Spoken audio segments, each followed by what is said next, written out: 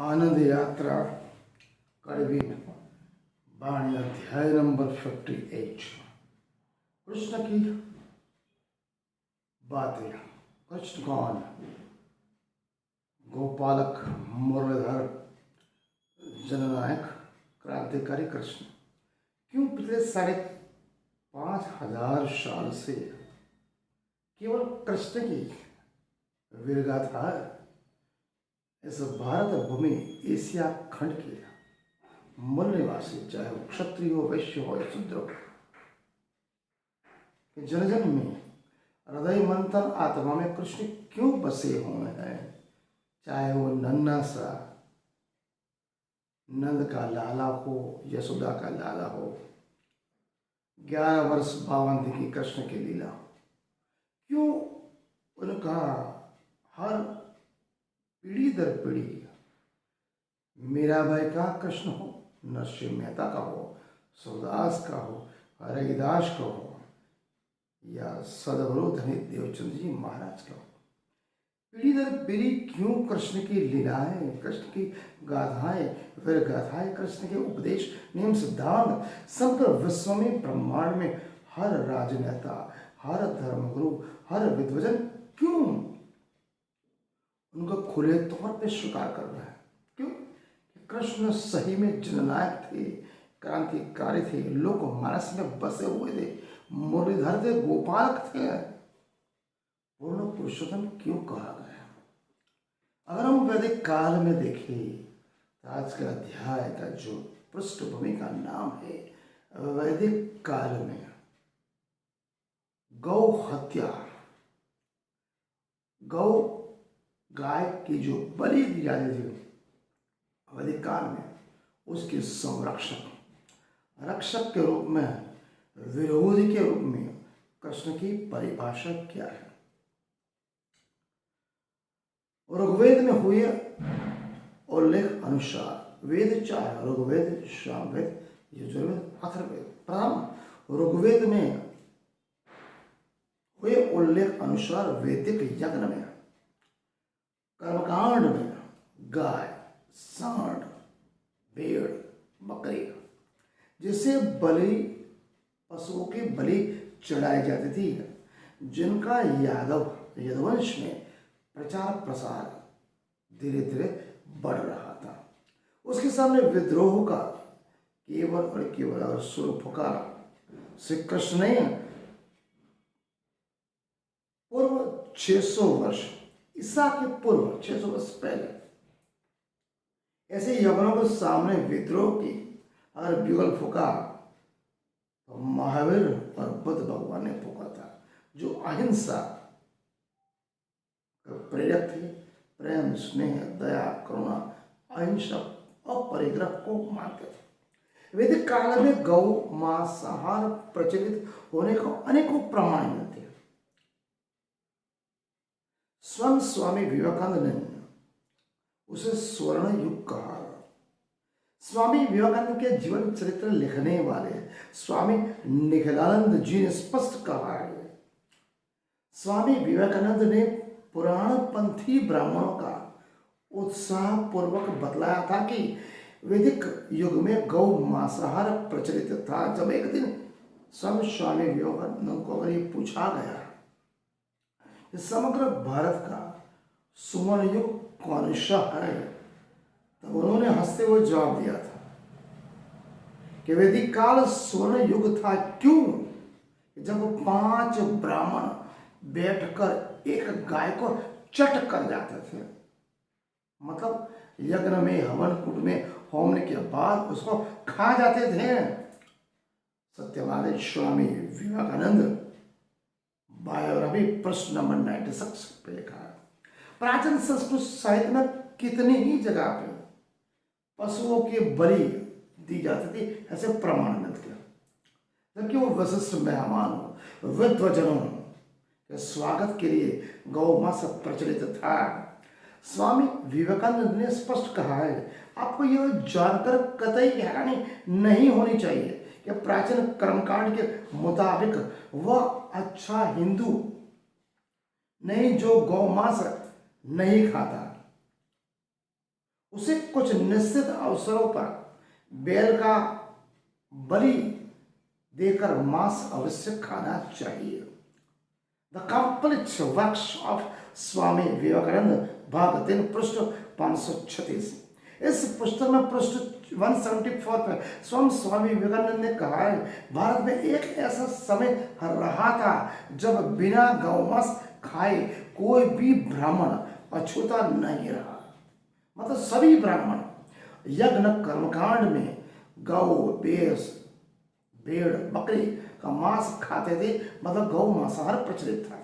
ब्राह्मण पंडित doctor V Apte ने दी वैदिक पेज प्रकाशक भारती विद्या भवन बॉम्बे में लिखा है, ऋग्वेद का एक सूक्त 1085 जिसे विवाह सूक्त कहा गया है।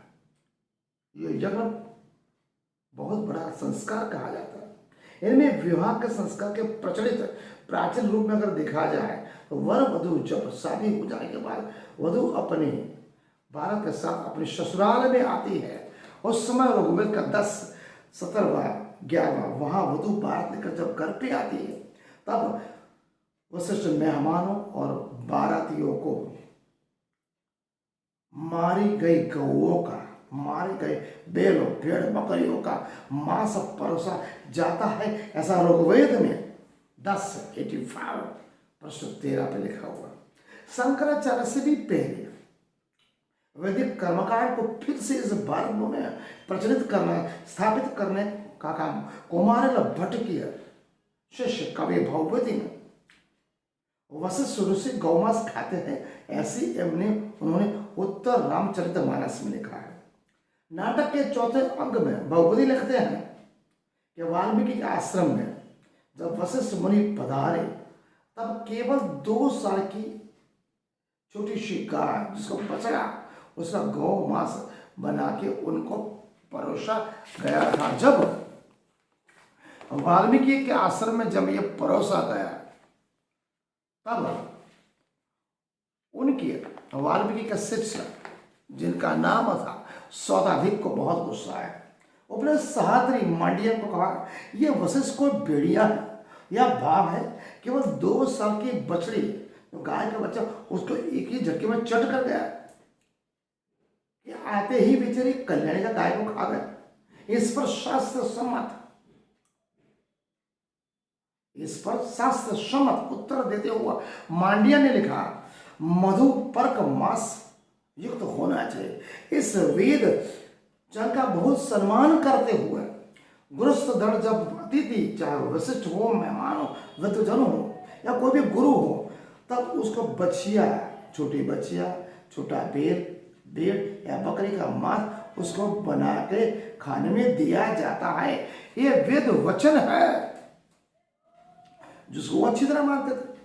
महाभारत के अनुशासन पर्व अध्याय 28 श्लोक में भी है। क्या कहते हैं? श्लोक 5 कहता है, गोवेन दत्त श्राद्धे तो संवत्स मेहोच्यते, अर्थात गौ के मांस से श्राद्ध करने से पितरों की 1 साल के लिए तृप्ति हो जाती है। महाभारत में वन पर्व में गौमांस खाने की बात कही गई। देखिए, राजा महान नशे पूर्वरंती देवस्य वेद दे सहस्रतु वंद्यते पशुना मनुष्यदा अन्न हनि वंदते दे सहस्त्र गवा तथा समास ददतो हुर्यत रंती देवस्य। राजा रतिदेव की रसोई में हर रोज 2000 गाय काटी जाती थी। प्रतिदिन 2000 गवी भेड़ बकरी काटी जाती थी। तब मांस रहित भोजन करते थे और दान में उसी काटी गई पशुओं का मांस राजा रतिदेव ब्राह्मण को दिया करते थे, जिसमें गौवे की बलि चलाई जाती थी।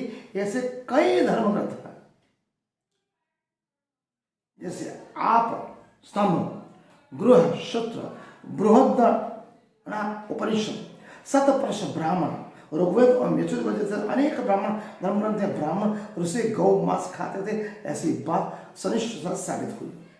पुराण को उल्लेख 4वीं सदी के बाद ईसा पूर्व 1500 से पहले कृष्ण का मूल्यांकन पुराणों के आधार पर नहीं हो सकता। ये फिर भी हरिवंश पुराण में कृष्ण और इंद्र का संघर्ष लिखा है।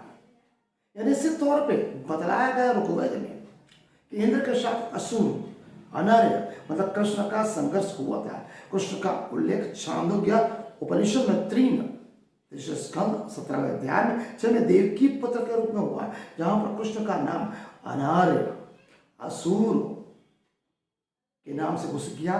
कृष्ण के दो गुरु थे, एक तो शालिग्राम थे, दूसरे घोर अंग्रेज, जिन्होंने उन्होंने विज्ञान की शिक्षा दी थी और प्रकृति का नियम सिखाया था।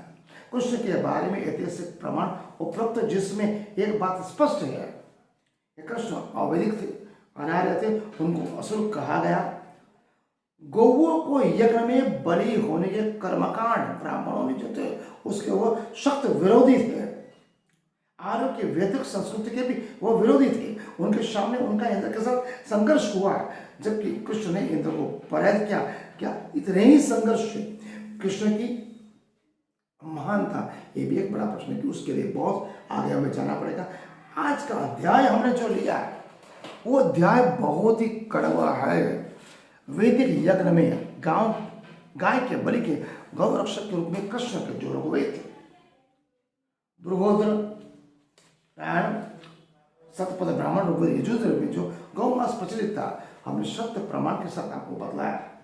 अगर शंका संदेह हो तो आप ऋग्वेद यजुर्वेद सतपथ ब्राह्मण आपस्तम गृहसूत्र बृहद रायण उपनिषद में आप देख सकते हो। बिना सोचे समझे मेरी बातों को भी मैं ये नहीं कहता आप सच मानो, अरे सोचो समझो कृष्ण क्या थे, क्यों विशिष्ट उनका महान आज भी बने हुए हैं। राम के लिए कोई अतिशय प्रमाणीय कृष्ण के लिए क्यों प्रमाण है, क्यों जन जन के हृदय मन तन आत्मा में बसे हुए थे।